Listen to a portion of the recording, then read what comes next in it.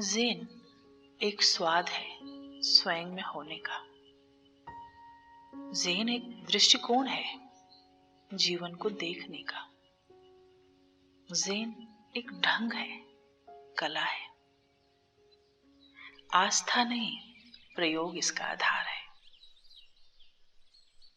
ये जो Zen stories की सीरीज हम शुरू कर रहे हैं, पॉल रेब्स ने ये इंग्लिश में किताब लिखी, ज़ेन फ्लैश ज़ेन बोन्स।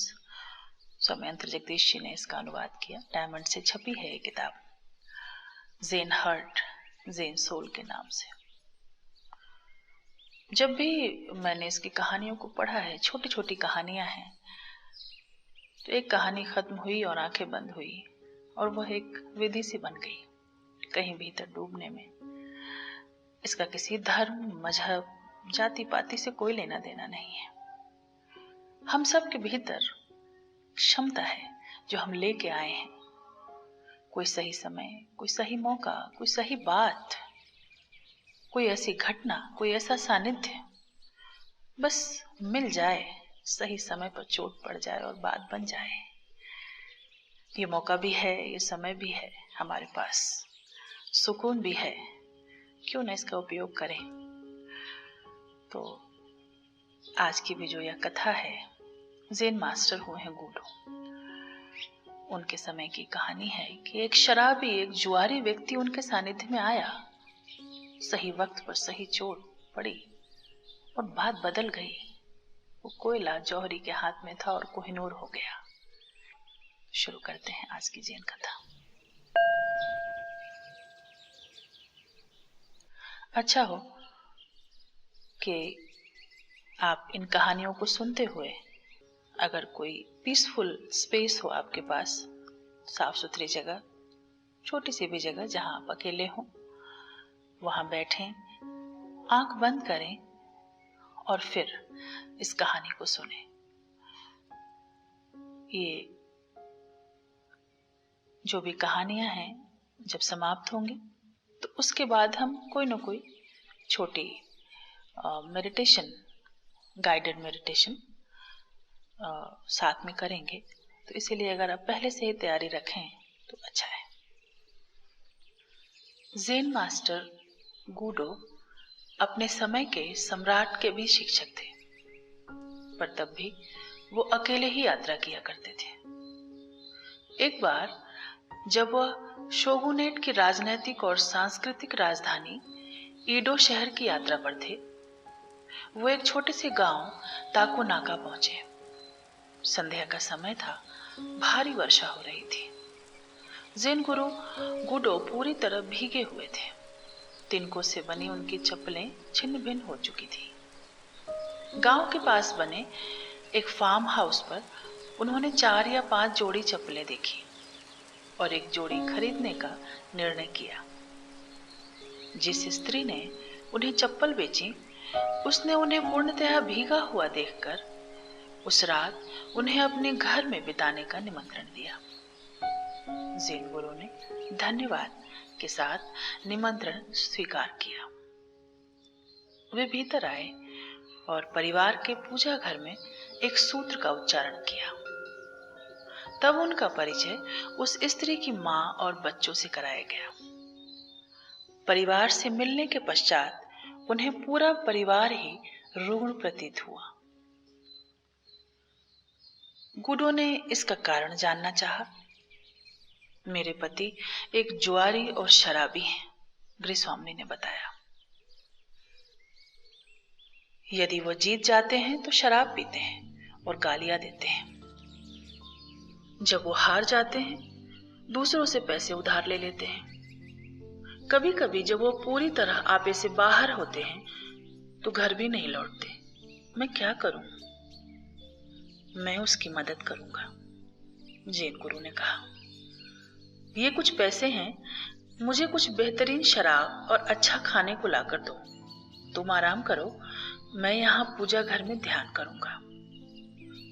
जब आधी रात नशे में धुत वह गृहस्वामी वापस लौटा, वह चीखा, हे सुनो, मैं आ गया हूं, मुझे खाने को कुछ दो। मेरे पास तुम्हारे लिए कुछ है, गुडो ने कहा। मैं वर्षा में फंस गया था और तुम्हारी पत्नी ने दया कर मुझे यहाँ रात भर ठहरने की अनुमति दी। बदले में मैं कुछ शराब और मछली तुम्हें दे देता हूँ। वो व्यक्ति खिल उठा। वो एक ही बार में सारी शराब पी गया और फिर फर्श पर लुढ़क गया। ज़ेन गुरु उसके पास ही ध्यान में बैठ गए। सुबह जब वो व्यक्ति उठा तो रात की सारी घटना लगभग भूल ही चुका था। तुम कौन हो? कहाँ से आए हो? उसने गुडो से पूछा, जो अभी भी ध्यानस्थ थे। मैं क्योटो का गुडो हूँ। मैं ईडो जा रहा हूँ, ज़ेन गुरु ने उत्तर दिया। अब वह व्यक्ति पूर्णतया लज्जित हुआ। अपने समय के सम्राट के शिक्षक से उसने क्षमा याचना की। गुडो मुस्कुराए। इस जीवन में सब कुछ क्षणभंगुर है, उन्होंने कहा। यदि तुम शराब पीते और जुआ ही खेलते रहोगे तो कुछ और करने के लिए तुम्हारे पास समय कहाँ बचेगा, और फिर इस तरह से तुम परिवार को कष्ट भी दोगे। उस व्यक्ति को ऐसा प्रतीत हुआ जैसे वो किसी नींद से जागा हो। आप सही कहते हैं, उसने कहा। मैं किस तरह आपका धन्यवाद करूं? आपको विदा देने के लिए मैं कुछ दूर तक आपका सामान उठाकर चलूंगा। जैसी तुम्हारी मर्जी, गुरु ने सहमति दी। दोनों घर से निकले। 3 मील जाने के पश्चात गुडो ने उसे लौट जाने को कहा। बस 5 मील और, उसने गुरु से कहा और वो चलते गए। अब तुम वापस जा सकते हो, गुरु ने सलाह दी। अगले 10 मील के बाद, व्यक्ति बोला। अब लौट जाओ, गुरु ने कहा जब वे 10 मील भी बीत गए। मैं अब जीवन भर आपके पीछे चलूंगा, उस व्यक्ति ने घोषणा की। जापान के आधुनिक ज़ेन गुरु उस विख्यात गुरु की उसी वंश परंपरा से आते हैं जो गुडो का उत्तराधिकारी था। उसका नाम था मुनान। वह व्यक्ति जो वापस नहीं लौटा। The man who never turn back.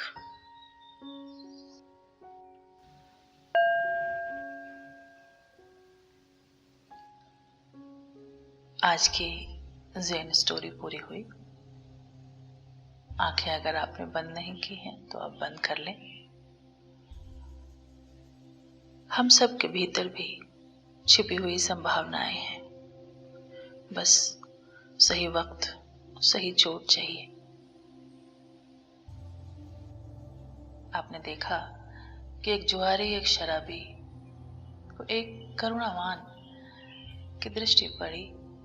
कोई डांटा नहीं, प्रेम से बात कही और उस ऊर्जा को दिशा मिल गई। हम सबके भीतर भी है। जागिए भीतर, अपने साथ हो। बस चुप बैठे हैं, कुछ भी नहीं कर रहे, शांत, स्थिर।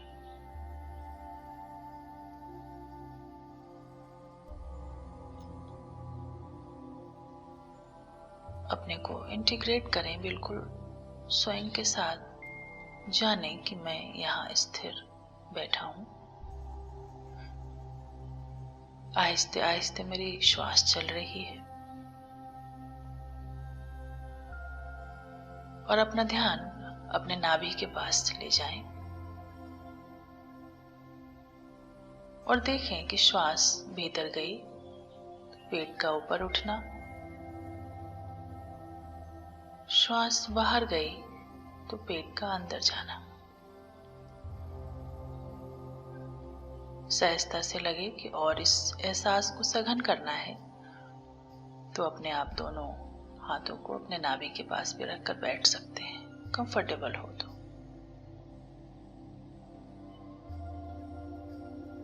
थोड़ी देर बिल्कुल अपने श्वास के इस लय के साथ बैठिए।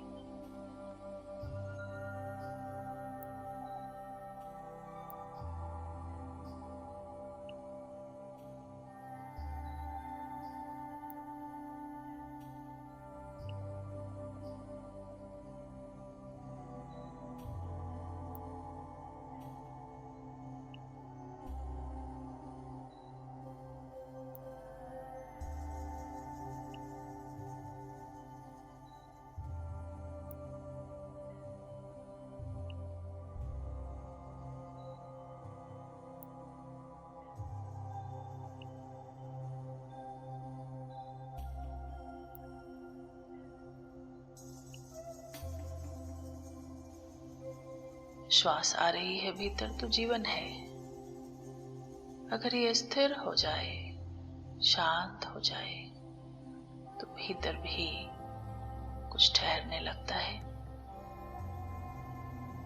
शांत होने लगता है। देखें, आहिस्ते से श्वास भीतर गई, पेट का ऊपर उठना, आहिस्ते से श्वास बाहर आई, पेट का भीतर जाना। और मैं शांत हो रहा हूं।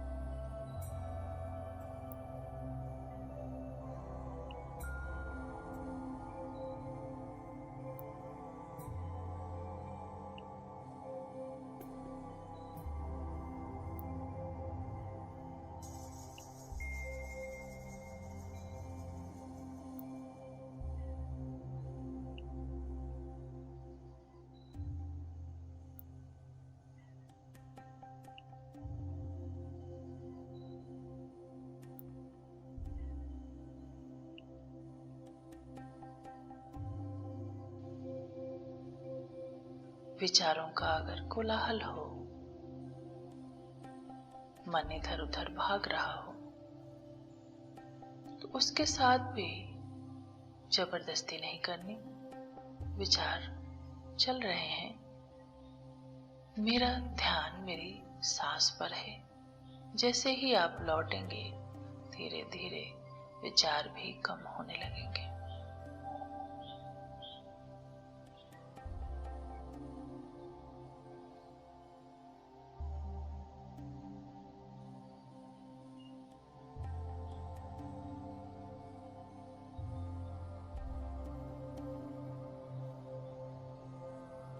नाक को छूती हुई श्वास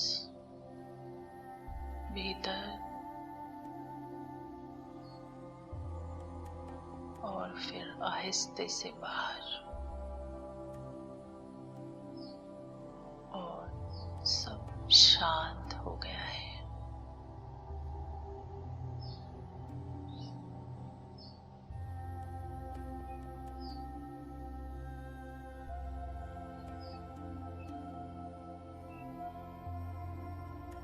शांत हो गया है।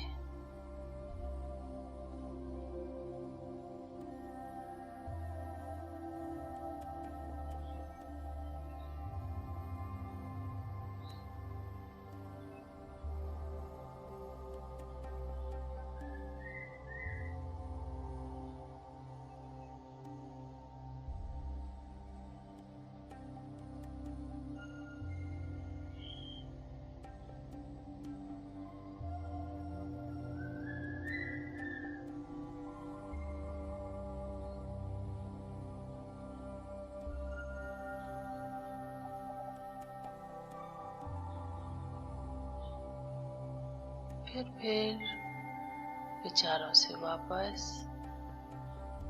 अपना ध्यान अपनी नाभि के पास, पेट का ऊपर उठना, भीतर जाना।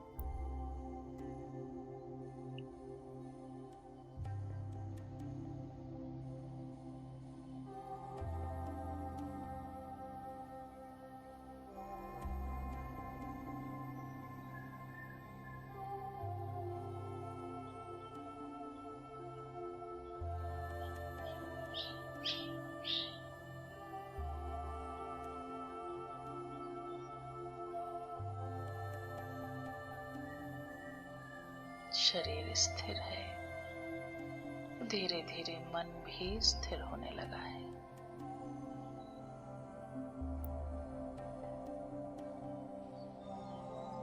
हाँ, मैं शांत हो रहा हूँ,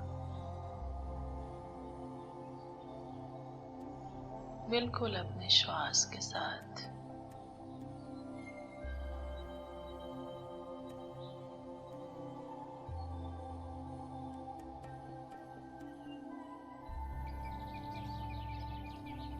जितनी हमारी श्वास रिदमिक होती जाती है, एक लयबद्ध, आहिस्ते से आना और आहिस्ते से जाना, तो भीतर भी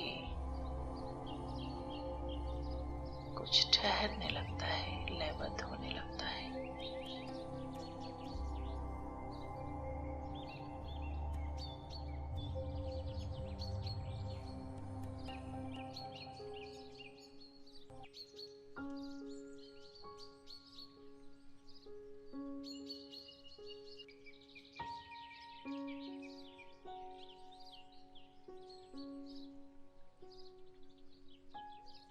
और अब अंत में 3 बार गहरी श्वास लेंगे और फिर उसे बाहर आने देंगे।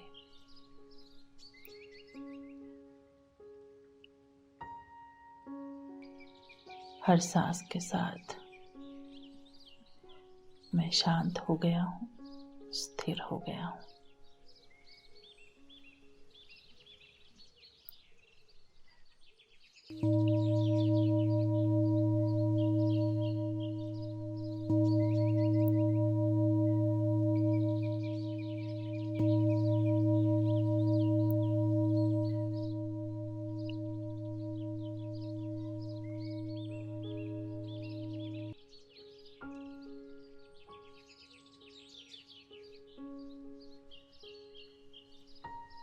आज का ये सेशन यहीं पूरा करते हैं।